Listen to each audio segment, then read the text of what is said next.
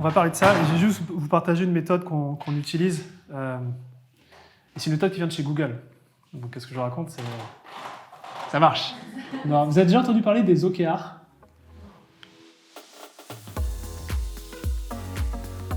Allez, vas-y. Objectif. Key Results. Bon, c'est juste une introduction par rapport à la façon dont on peut clarifier les objectifs. Pour rappel, on a la mission, on a la vision, on a ce que l'on veut être à 3 ans. Dans l'idéal, enfin, c'est même pas dans l'idéal, il faut chaque année avoir des objectifs clés liés au nombre critique, par exemple le nombre de membres qu'on va avoir dans le programme. Et à partir de là, on peut avoir des objectifs trimestriels. En fait, un objectif, il a 2 composantes. Il a une composante qui va être inspirationnelle, mais très peu tangible. Et un objectif doit avoir des composantes mesurables. Et la mesure, c'est ce qu'on appelle les key results, ou les résultats clés, ou ce que j'appelle les critères de succès.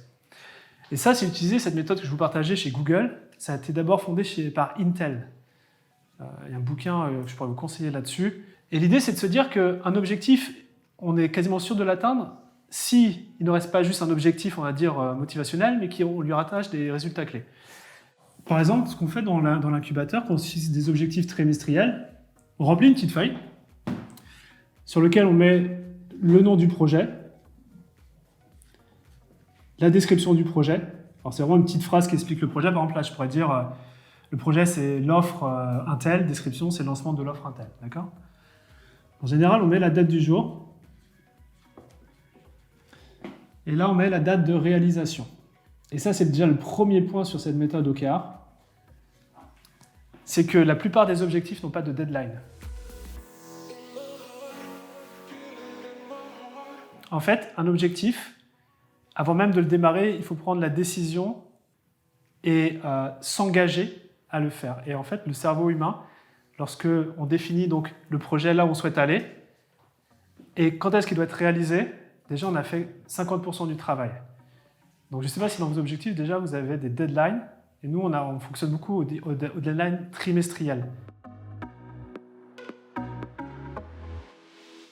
90 jours.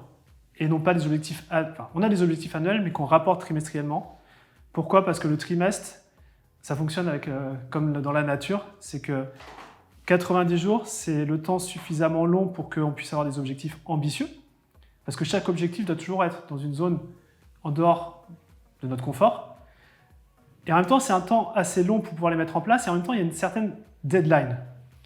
Et 90 jours, c'est le pulse parfait. Et c'est pour ça que dans tous nos programmes, tous les 90 jours, on reset les objectifs.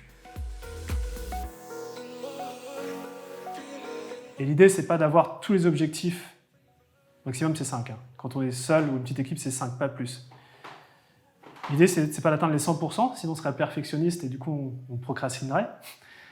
Mais c'est d'en faire 80%, 70 et 80%. Chez Google, c'est ce qu'ils font. C'est-à-dire, ils se fixent leur objectif du trimestre. Et s'ils atteignent 100%, on leur tape sur les doigts. Pourquoi ? C'est-à-dire que ce n'était pas assez ambitieux. Là, ce que je vous explique, on fait ça aussi en interne, nous. C'est 80%. Et c'est OK, parce qu'au pire, on le reporte au trimestre prochain. Tu vois, c'est complètement OK. Et ça, souvent, quand on se tape sur les doigts, c'est le côté perfectionniste. Nous, on a cette philosophie de lancer avant d'être prêt, la progression, pas la perfection.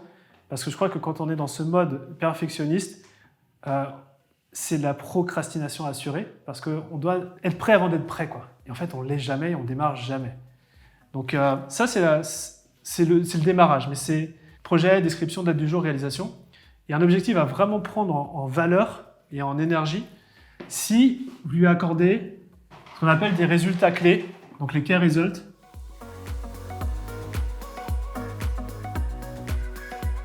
C'est-à-dire ce sont soit des événements, soit des choses chiffrées qui m'indiquent que mon objectif a été réalisé. C'est-à-dire que là, on peut avoir un doute si ça a été réalisé ou pas réalisé. J'ai lancé. Ok, mais concrètement, est-ce que tu sais si tu as lancé ou pas ?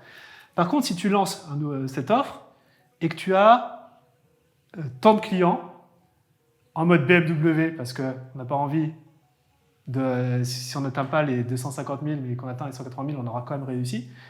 S'il y a par exemple un événement dans l'offre, l'événement aura eu lieu. Et en fait, ici, c'est ce qu'on appelle les résultats mesurables, tangibles. Donc dès que vous avez un objectif, toujours rattacher quelque chose de tangible derrière. Quand on a lancé le grand rassemblement en décembre dernier, ça a été un projet, un objectif du trimestre lancé avant d'être prêt, on l'a fait en 5 semaines. 150 personnes, 5 semaines, ça a été très très très rapide. Dans les résultats clés, il y avait « je veux pouvoir regarder la vidéo teaser du grand rassemblement ». C'était un critère de succès. Je veux qu'à la suite du grand rassemblement, on ait pu accueillir des nouveaux membres dans l'incubateur 56. Je n'avais pas mis de chiffre en particulier parce que c'était pas ça l'idée principale. Il y avait 3-4 comme ça, et il y avait 5 objectifs comme ça, qui pouvaient me dire, à la fin, quand on a regardé le trimestre, est-ce que ça a été réalisé ou pas réalisé. Et je crois que c'est vraiment une clé. Enfin, si vous faites ça, résultat clé, objectif, vous êtes super bon.